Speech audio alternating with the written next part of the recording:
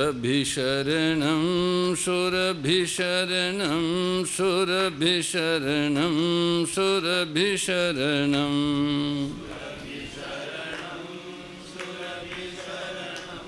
सुरभिशरणं सुरभिशरणं सुरभिशरणं सुरभिशरणं सुरभिशरणं सुरभिशरणं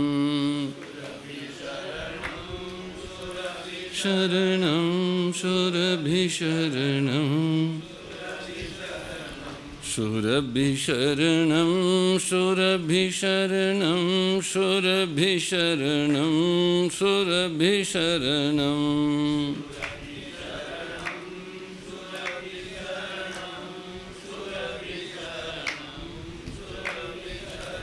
सुरभिशरणं सुरभिशरणं सुरभिशरणं सुरभिशरणं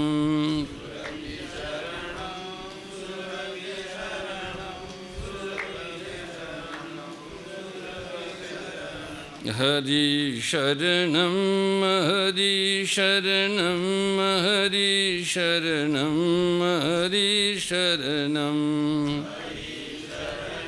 हरि शरणं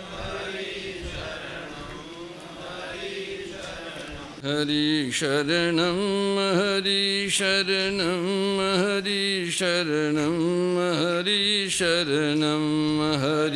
शरणं हरि शरणं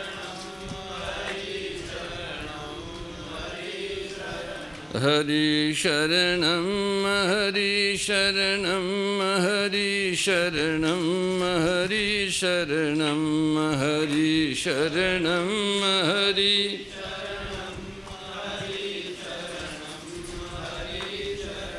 हरि शरणं हरि शरणं हरि शरणं हरि शरणं हरि शरणं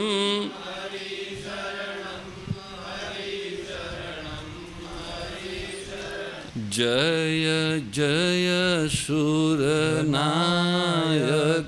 जन सुखदायक प्रणत पाल भगवंता गोदियज हितकारी जय असुरारी सिंधु सुतापिलकंता पालन सुरधरनी अद्भुत करनी मरम न जानहि कोई जो सहज कृपाला दीन दयाला करहु अनुग्रह सोई जय जय अविनाशी सब घटवासी व्यापक परमानंदा अभिगत गोतीतं चरित पुनीतं माया रहित मुकुंदा जहि लागी विरागी अति अनुरागी विगत मोह मुनि वृंदा निशिबासर ध्यावहि गुण गण गावहि जयति सच्चिदानंदा जहि सृष्टि उपाई त्रिविध बनाई संग सहायन दूजा सो करहु अघारी चिंत हमारी जानिय भगति न पूजा जो भव भय भंजन मुनि मनरंजन गंजन विपति बरूथा मन बच क्रम बानी छाड़ी सिंहानी शरण सकल सुर जूथा शारद श्रुति शेषा ऋषय शेषा जा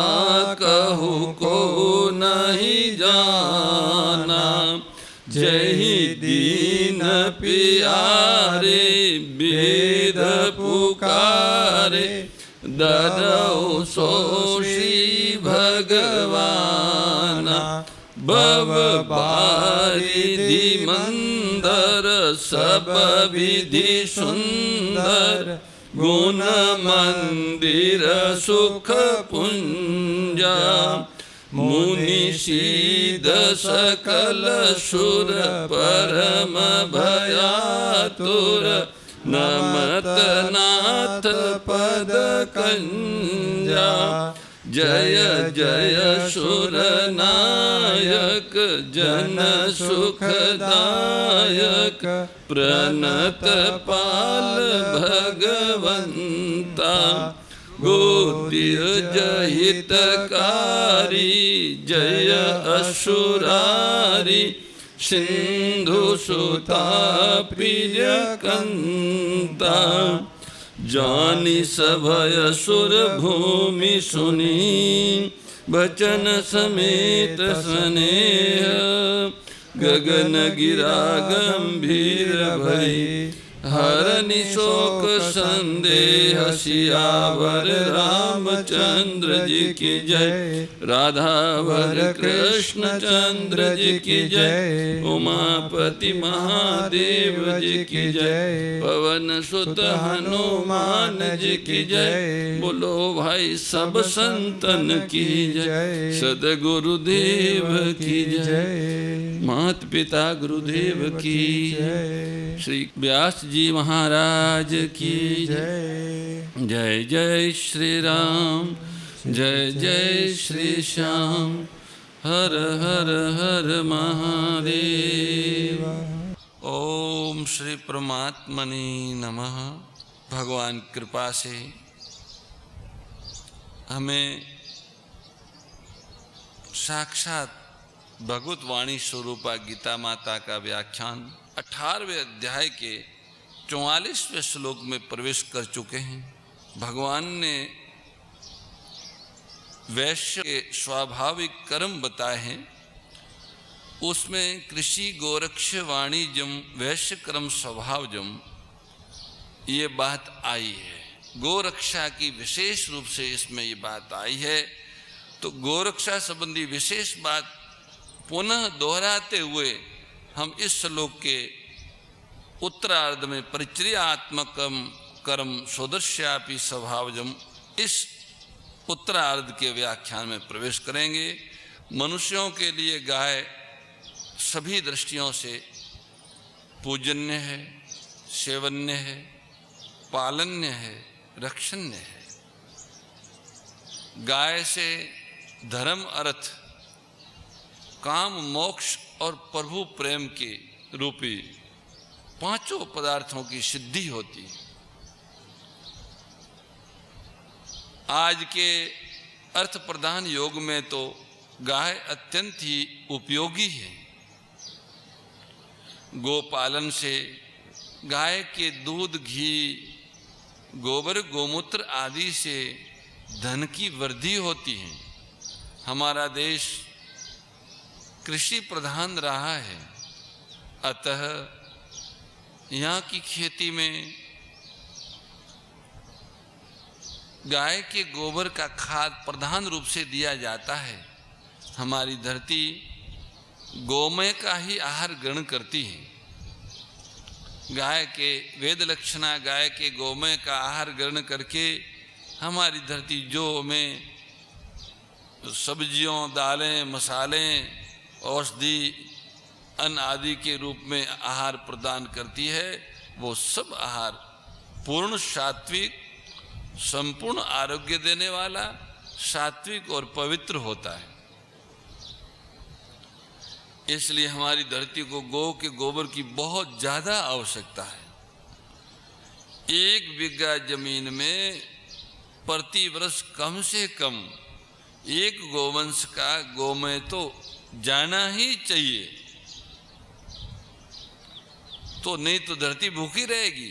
डीएपी से और अन्य रसायन के खाद से धरती का भूख नहीं मिटता, वो तो नशा है अफीम की तरह। धरती का भोजन गाय का गोमय है। हमारा देश कृषि प्रधान है। कृषि के जिस धरती पर हम कृषि करते हैं, खेती करते हैं, उस धरती की उर्वरा शक्ति, जीवनी शक्ति उस खेती के रूप में, अन्न के रूप में, फल के रूप में आ जाती। जैसे जो दुधारू गाय होती है, दूध देती है, बछड़ा चूंगता है, दोते हैं, उनको अगर पूर्ण पौष्टिक आहार नहीं मिला तो वो कृश और कमजोर हो जाएगी।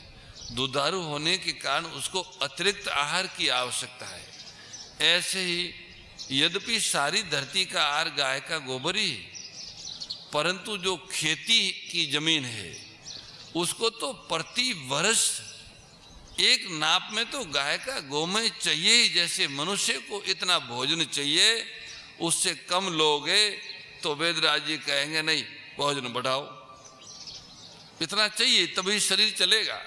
ऐसे ही एक बीघा पर इतना गोमय का खाद धरती को चाहिए ही, उसी से धरती जीवंत और स्वस्थ रहेगी, कृषि भूमि।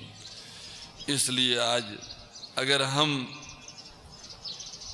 यहाँ पर 50 करोड़ बीघा अथवा 100 करोड़ बीघा भूमि की खेती कर रहे हैं, तो हमारे पास में इस समय 20 करोड़ भी गोवंश नहीं है, अर्थात 80 करोड़ बीघा जमीन कृषि भूमि भूख मर रही है। कृषि भूमि के अतिरिक्त भी जो वन भूमि, पर्वत भूमि, अरण्य, आगोर, गोचर, चरवा आदि भूमियों है, उनको भी गाय के गोबर की आवश्यकता तो है ही। उनमें वृक्ष उत्पन्न होते हैं, घास उत्पन्न होती हैं, लताएं होती है, तो उनसे भी जीवनी शक्ति कम होती है। इसलिए उनको खेती बाड़ी वाली जमीन से थोड़ा कम, पर आहार तो उनको भी चाहिए।